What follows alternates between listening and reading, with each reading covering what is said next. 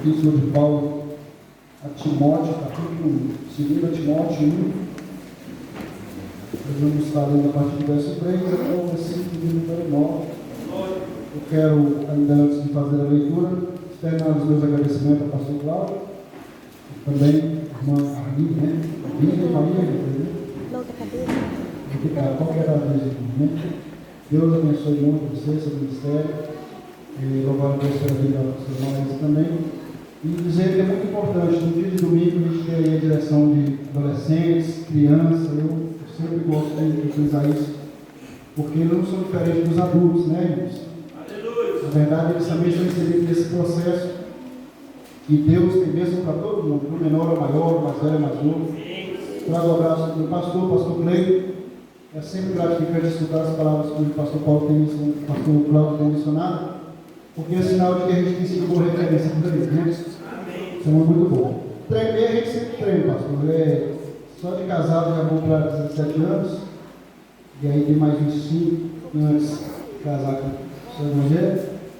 Mas na escola é tranquilo, 2 anos dando aula no europeu, mas quando chega aqui no público aqui não tem jeito. Você pode ter ido no banheiro lá agora, mas quando chega aqui em cima, irmão, dá uma vontade no banheiro de novo, a bexiga parece que enche, né?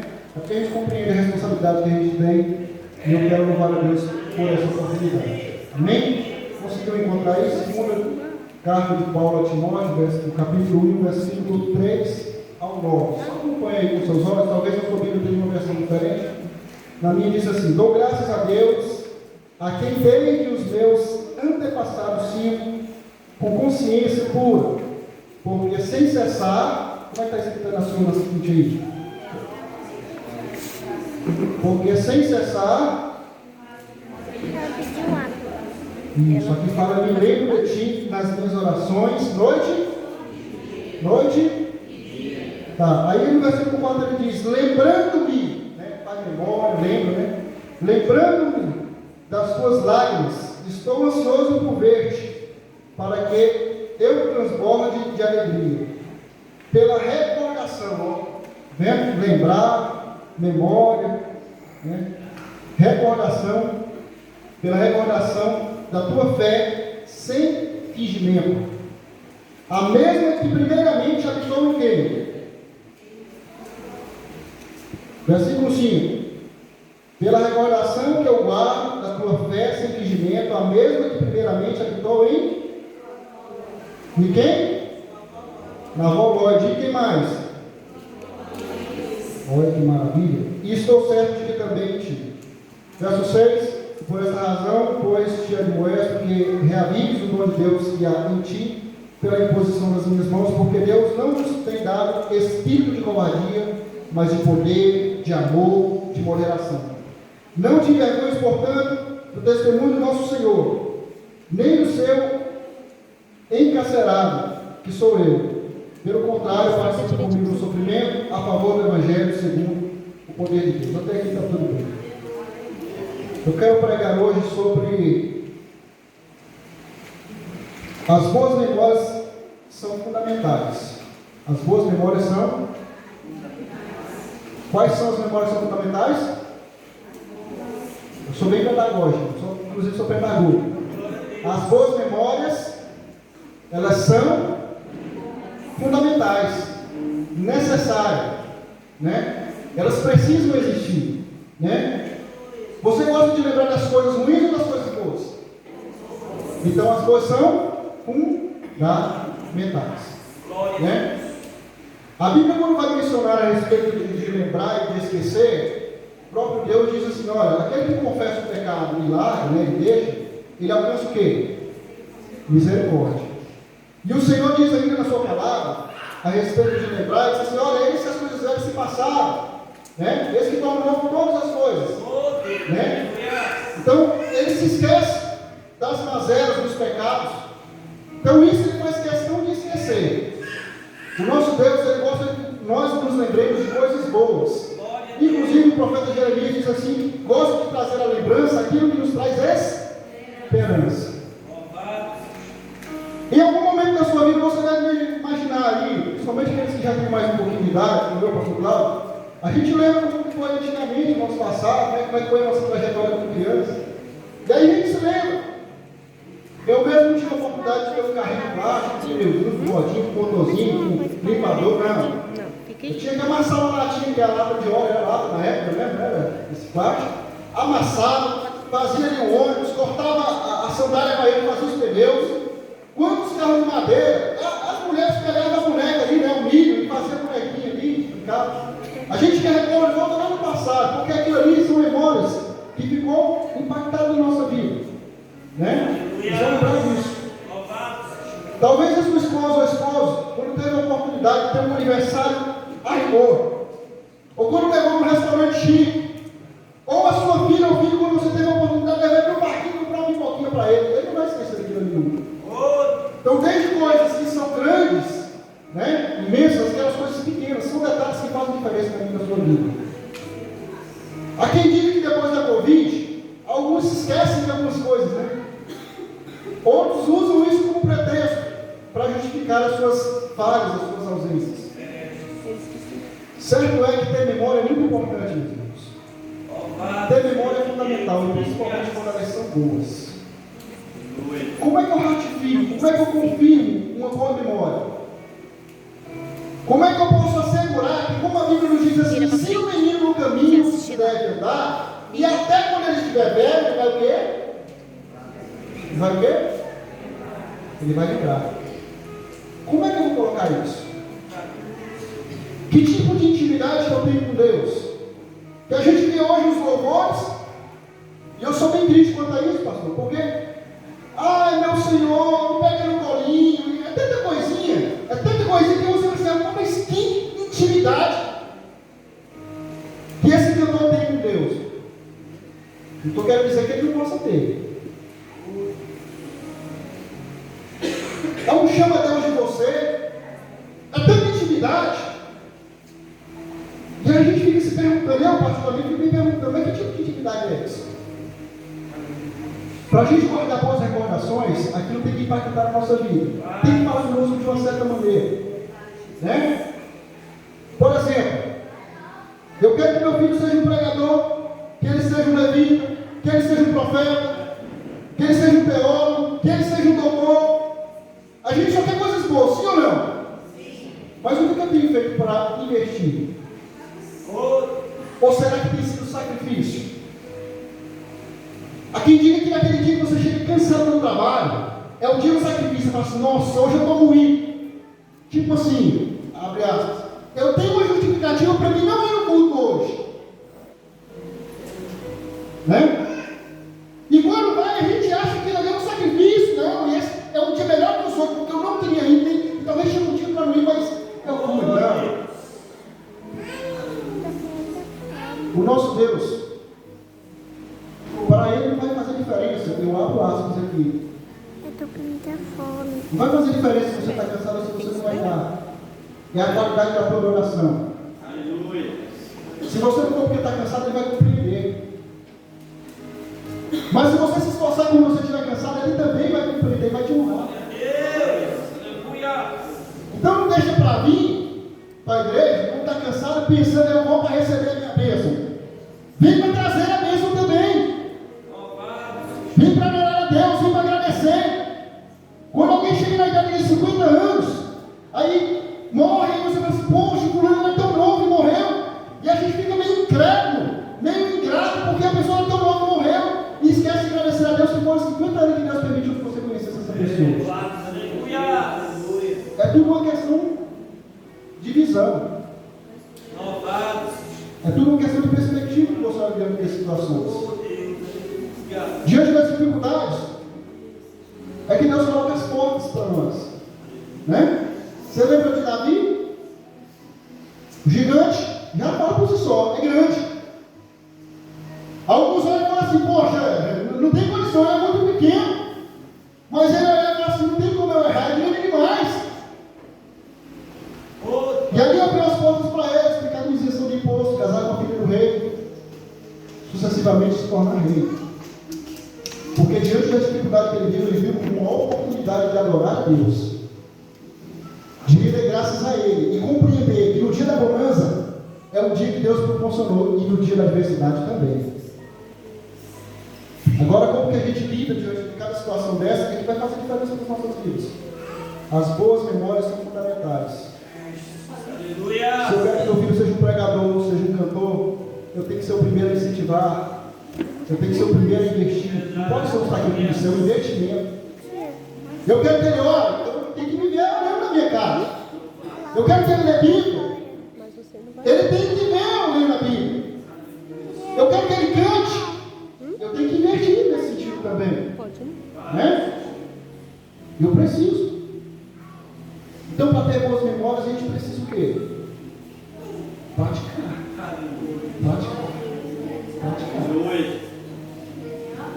Quando a intimidade com Deus ainda exige oração, ainda exige leitura da palavra, ainda exige ter tempo, né? Porque o tempo sempre foi o mesmo. Um dia tem 24 horas. Sim ou não?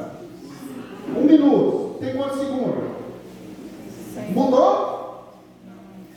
O que muda são as nossas prioridades. É verdade. É as nossas prioridades. Eu estou cansado demais. Nossa, essa semana foi puxada. Tem vida aí? Se tem vida, irmão, continua marchando. Continua fazendo. Não fica olhando se não faz, não faça a sua parte. Se esforce, o reino de Deus é tomado por esforço. E a gente requer da gente esse esforço. Se eu chegar no trabalho cansado e só reclamar, e falar assim, nossa, hoje foi puxado, nossa, foi ruim. Meu filho vai para mim, para falar assim, para trabalhar é ruim, mas só chega cansado, não tem tempo para brincar. Irmãos, meus filhos, eles choram para ir para a igreja. Sem exagero, sem demagogia. Eles choram para ir para a igreja. Mas por que não choram para ir para a igreja? Porque a gente é habituado a ir para a igreja. Porque se não fosse, eles não iam chorar para ir. Mas são acostumados a ir. Fala uma escola dominical para ver. Aquela menininha ali, ó. Tem dia que eu chego um pouco mais tarde do serviço e falo, agora não vai para o culto hoje não. Fala para ela, ela está com o look prontinho, arrumadíssimo na cama. Fala que não vai, eu tenho que prometer que vai fazer outra coisa. Não dorme sem que conte uma historinha da vida para ela. Todo dia. Estando cansado ou não. Mas é por quê? Hábito. Louvado seja Deus. E a gente está numa fase do seguinte, o menino vai para a escola dominical, não, ele não quis ir, não. Tadinho, ele acorda todo dia cedinho para ir para a escola, para fazer uma coisa secular. E na hora de fazer para Deus, aí você tem dó. Para nós termos uma boa memória, a gente precisa cultivar ela. Né? Não é assim? O sonho da casa própria, de ter um carro top do ano. O sonho de simplesmente formar os nossos filhos. Tudo requer de nós um tempo. A gente precisa praticar.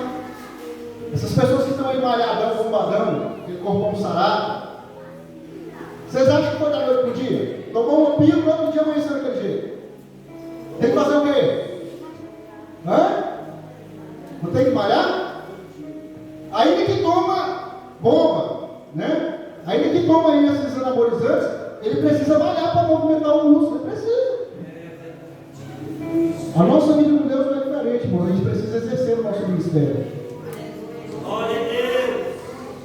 Como é que eu vou me tornar uma pessoa mais próxima de Deus? Me aproximando dele. Como é que eu vou me aproximar dele? É lendo Bíblia. Não tem outra regra não mudou não. É a mesma. É Bíblia. É orar. É escutar louvores. É vir para a igreja. Na quinta. No domingo. Na escola dominical. É tudo uma questão de prática. Quando a gente começa a praticar, chega num ponto que você nem percebe. Né? Para você que não tem o hábito de correr, eu particularmente gosto de correr. Não tem o hábito de correr, se você levanta no domingo e você diz assim, eu vou correr daqui até no fim da Aparecida. Você vai conseguir? Porque você não tem o hábito. Você não pratica. Então você vai começar a praticar meio caminhando. Um dia você caminha e corre. Então você não tem um dia que você chega. Vai correndo. Praticar. Boas memórias elas funcionam assim. Memória é tão importante que a Bíblia diz assim, ó, lá em Êxodo 34, que Deus tinha relatado a Moisés para ele escrever nas tábuas. Aí o povo se corrompe lá embaixo, né? Ele vai, quebra as tábuas, Deus vai, escreve de novo. Você sabe por que a Bíblia é escrita? Porque nós temos o hábito de esquecer. E ela está escrita aqui também para ratificar. Aleluia. Quando você esquecer, o que você faz? Você vai lá. Né? Você vai lá. Ela é escrita para isso. Outro sim. Quando o povo passa no meio do Jordão, do Josué, ele fala assim, pega 12 pedras, cada um representa uma tribo, cada um vai lá e pega uma pedra. Aleluia. Mas para que é isso? Não, é quando os filhos questionaram, para que é isso aqui? O que é isso? Aí eles vão mexer o quê? A contar a história. Mas nossa história aqui, os povos ela passou no meio do Rio Jordão. Você vai para as tribos indígenas, eles passam toda a história deles passando, vai ter passando de um para o outro. Tem toda uma cronologia, eles estão ensinando. Por quê? Eles não têm escrito assim como nós, não. Eles param e sentam e começam a contar a história. E aí vai aprender e vai ter passando de um para o outro. É assim na prática. A ceia do Senhor, irmãos. Porque eu recebi do Senhor, também ministrei, né? Aí parte o pão, serve o cálice, fazem isso em memória. Para quê? Para lembrar de quem, irmãos? Para lembrar de quem? Para que é a ceia do Senhor? Para lembrar de Jesus. Do seu sacrifício. Amém? Memórias são importantes. Aleluia. Provérbios 6, do 20 ao 23 diz: Filho meu, guarda o mandamento do teu pai e não deixes a lei da tua mãe. Ata-os perpetuamente no teu coração e pendura-o no teu pescoço. Quando caminhares, te guiará. Quando te deitares, te guardará. Quando acordares, falará contigo. Os ensinamentos dos pais, né? Os ensinamentos dos pais, eles precisam ser colocados de forma. Aqui está fazendo uma analogia para a gente analisar. Olha, todo tempo. Quando você for dormir, pense nisso. Quando acordar, pense nisso. Quando estiver caminhando, pense nisso.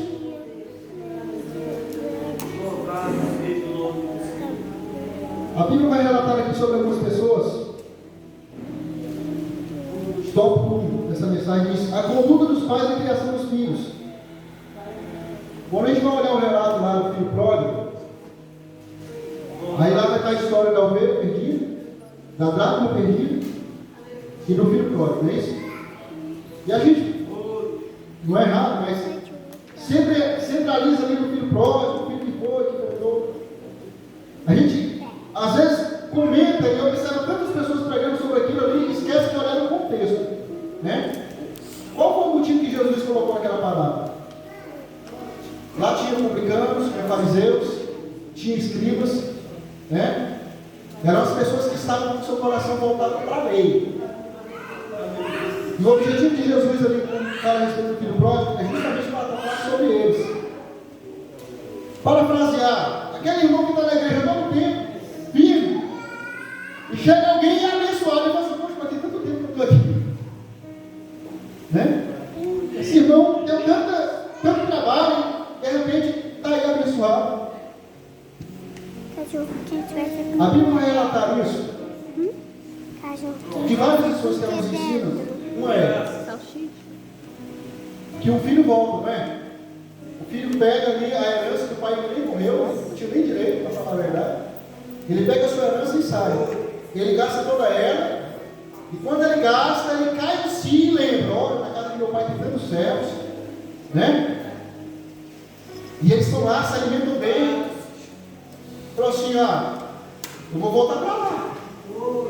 Eu vou pedir para ele para voltar e vou falar para ele: eu não sou digno nem de ser chamado filho, né? Ele queria só uma oportunidade de se tornar um servo, porque ele já não se via digno para aquilo. Irmãos, por que ele voltou? Por que ele voltou?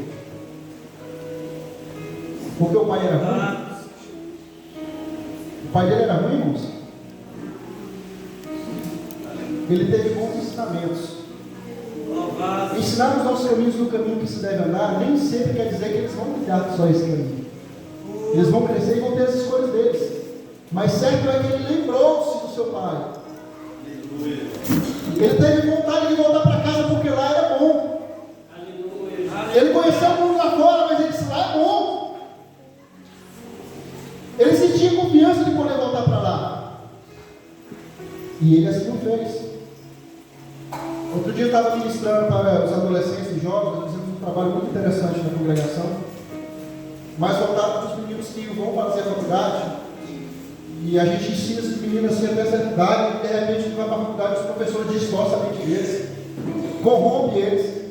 E aí nós observamos isso, nós fizemos um trabalho lá com adolescentes, com jovens, voltado para essas temáticas, homossexualidade, né, os ensinos da fora, uma série de temas. E aí eu levei uma panela de pressão e levei também aquela vasilha de plástico. Cara, só como é que chama? Você sabe, né? Aquela vasilha lá é cara ou não? É relativo. É relativo. Levei a panela de pressão e falei assim, olha, quantas válvulas tem a panela de pressão? Quantas é, pastor? Quantas válvulas tem a panela de pressão? Quantas? São duas. Você vai ver aquela que gira ali, né? Quando a panela está. Mas ela tem uma válvula de segurança, não tem? Para que serve a válvula de segurança? Se a pressão estiver muito grande, ela tem um escape. É para isso que serve a válvula de segurança. Talvez você, adolescente, não tenha liberdade de falar com seus pais, que não deveria acontecer. Talvez você não tenha liberdade de falar com o seu pastor, mas você precisa conversar com alguém. Na hora que a pressão vier, você precisa desabafar. Sim ou não? Você precisa disso. A válvula está ali, mas uma hora. Que tipo de pai que nós estamos sendo? Daquele que é uma porta para o filho chegar e se sentir seguro? Ou aquele tipo de pai que é a porta fechada? Que o filho fala assim, não, vou falar com o pai, se eu falar, né? Então, nosso relacionamento ele conta com isso. Sim, eu falei da válvula de segurança, né? Se você não tiver liberdade para conversar com aqueles que estão próximos, seu líder espiritual, seu pastor, seu líder, o seu pai, você precisa ter uma amizade, alguém de confiança.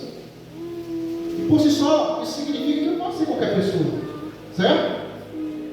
Eu vou desabafar, eu vou falar com o mundo inteiro. Pode ser normal. Talvez você não tenha liberdade para falar com seu pastor, com seu pai, com sua mãe. Mas você vai precisar se arrepender de uma pessoa de confiança. Por que eu citei a Tatoé? Porque se você for na casa de alguém lá e aí comer alguma coisa e falar assim, eu te dou a vasilha junto com o alimento que vai sobrar aqui, né? Uma marmita para você levar.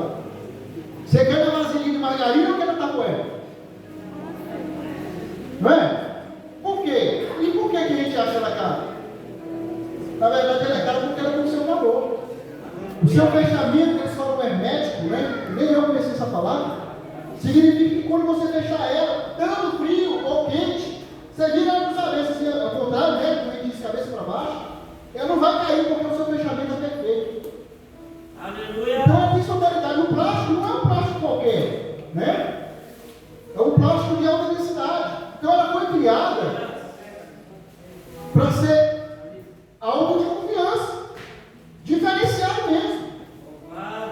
Ela tem vários formatos, né? Tem redondo, tem quadrado, tem compartimento. Ela tem a sua qualidade. Às vezes a gente acha caro alguns investimentos que a gente faz na vida da gente. Mas o que eu quero falar a respeito dessa vasilha? Tão cara que a gente acha. É que ela é de confiança. Nós precisamos ter alguém de confiança para conversarmos, para desabafar. E isso está difícil nos dias de hoje.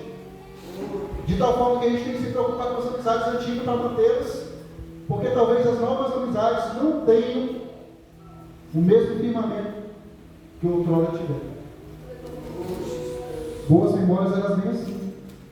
Então, a gente precisa ter o quê? Confiança. Minha mãe chama Alzemira, meu pai chama Antônio. Eu fiz uma viagem agora no mês de maio, mês de março, visitar uma irmã, os irmãos na verdade, né? Em Belém, no Maranhão. E aí, ela me contou a história lá, disse que o filho dela se envolveu com muitas drogas, e essa peleja eu fiquei sabendo lá agora, depois de tantos anos. E a gente conversando, né, eu falei, olha, o Arte se envolveu com droga, e aí, eu ia lá no acumular mesmo, ia lá e trazia ele vinha história de passar, mas sua mãe veio aqui dentro, vai com sua mãe vai. Foi 1 ano e meio mais ou menos naquela peleja. E aí nisso, o chefe da quadrilha lá, é conhecido nosso, bem antigo, assim, catarrinho que a gente fala, né?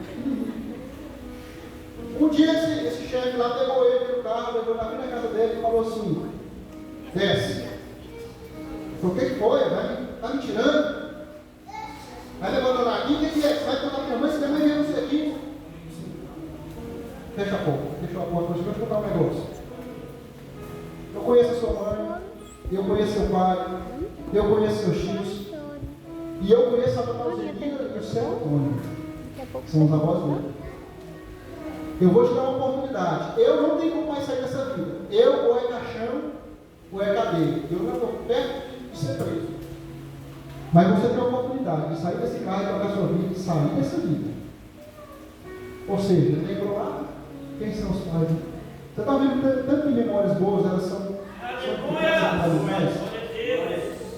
no mundo das drogas ali, ele lembrou do meu pai e da minha mãe, porque ele sabia os ensinamentos que eles tinham para conosco. Bem, boas memórias.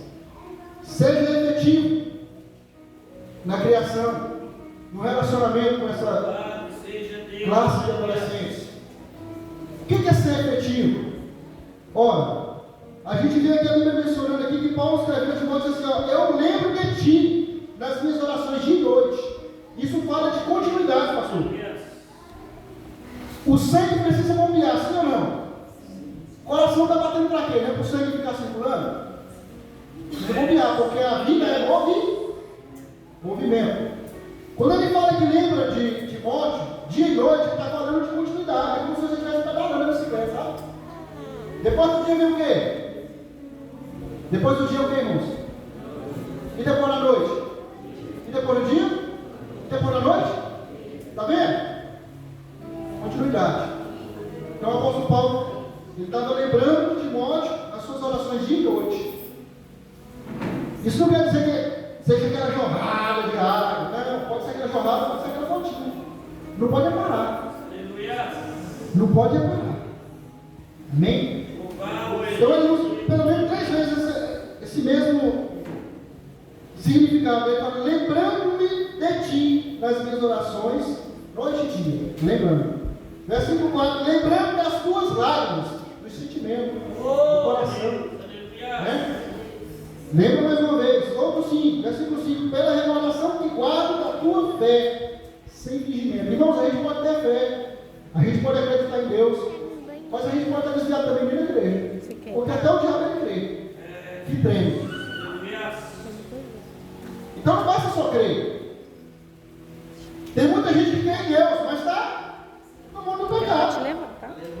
Né? E ele lembra dele assim da tua fé não fingida, a mesma que primeiramente habitou na tua vó, na tua mãe. Está vendo?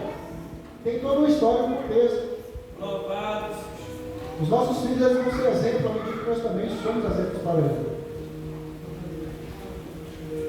Os meninos novos aí, os adolescentes, estão tudo curiosos.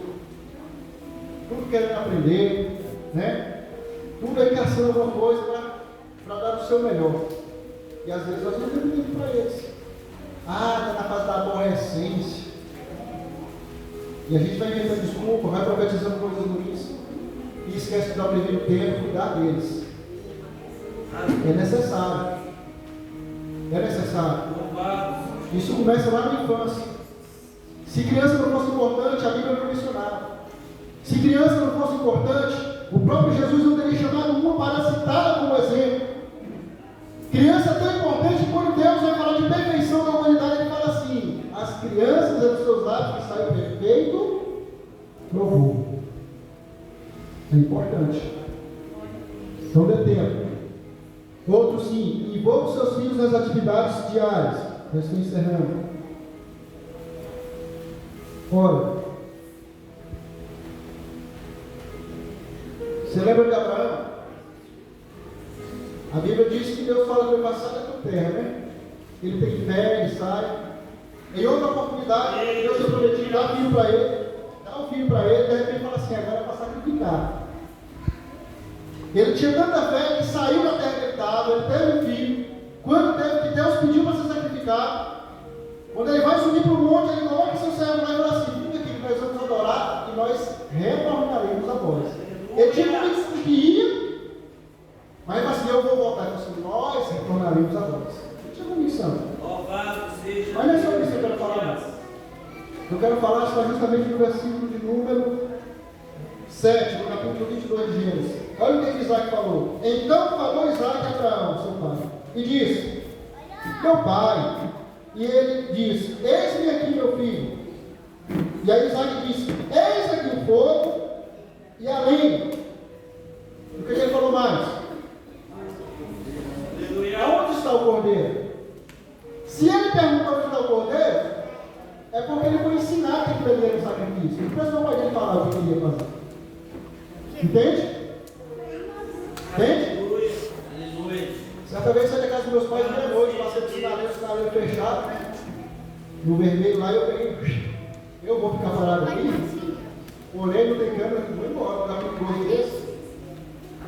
Aí meu menino cutucou e falou assim, pai, nós não está vermelho.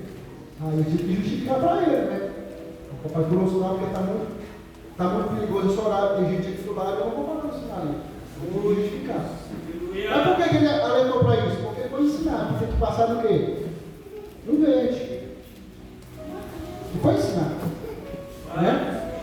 Então a gente precisa, nessa caminhada, envolver os nossos filhos nas nossas atividades diárias.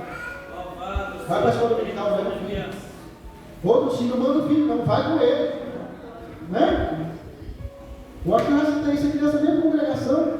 Eu vi uma vez no Facebook, eu nem tenho mais Facebook. O pai vai caminhando levando o filho. Aí o pai fala assim, meu filho, cuidado, onde é que você vai passando aí, cuidado.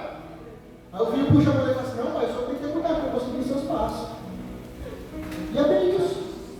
Nós precisamos ser o exemplo. Amém? A gente precisa ser o exemplo. Irmãos, José conseguiu vencer todos os obstáculos dele.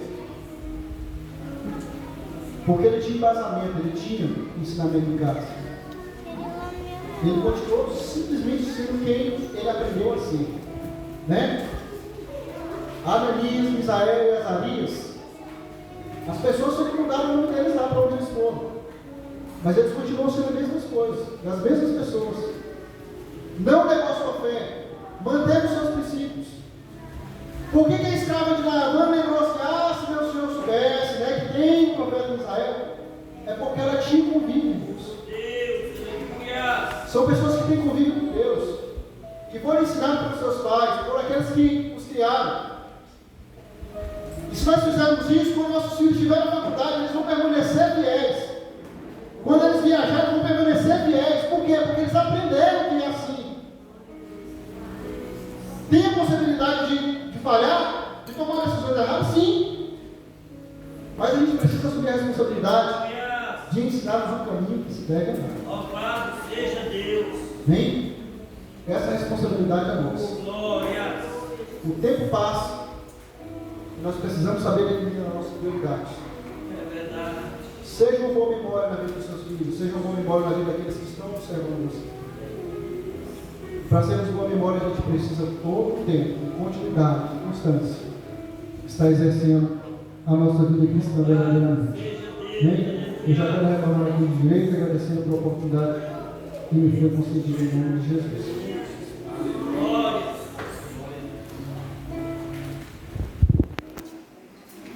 Bem,